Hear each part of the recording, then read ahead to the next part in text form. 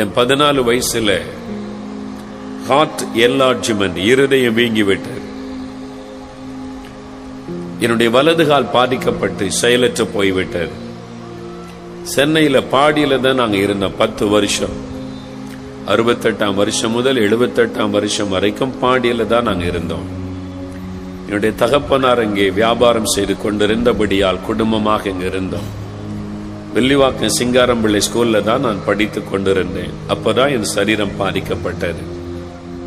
அப்போ கிறிஸ்தவங்கனாலே எனக்கு பிடிக்காது. அந்த சமயத்துல யாராவது இயேசுவை பற்றி சொன்ன அவ்வளவுதான் வந்துரும் கோபம். கேவலமா பேசி அனுப்பிடுவேன். இயேசுனாலே எனக்கு பிடிக்காது. அவரை குறித்து யாராவது சொல்ல வந்த அவங்களை பரிகாசம் பண்ணி கேலி பண்ணி அனுப்பிடுவேன். இயேசுவை நான் வெறுத்தவன், இயேசுவை பரிகாசம் பண்ணினவன், இயேசுவை குறித்து கேவலமா பேசினவன்.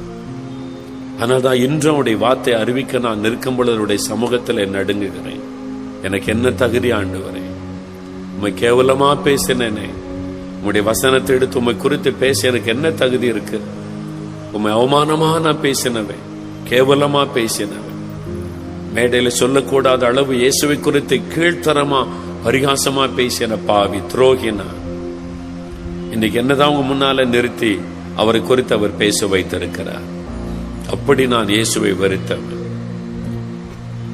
இந்த இளம் வாலிப வயதில் வியாதிப்பட்டு நான் படுக்கையில் ஆகிவிட்டேன். என் பெற்றோர் எத்தனையோ டாக்டர் இடத்துல கொண்டு போனார்கள். பல டாக்டர்கள், பல மாத்திரை மருந்துகள், ஆயிரக்கணக்கான பணத்தை செலவு பண்ணினான். சுகமுண்டாகவில்லை. வியாதி அதிகமாகி அதிகமாகி எலும்பும் தோலுமாகி மரணப்படுக்கை.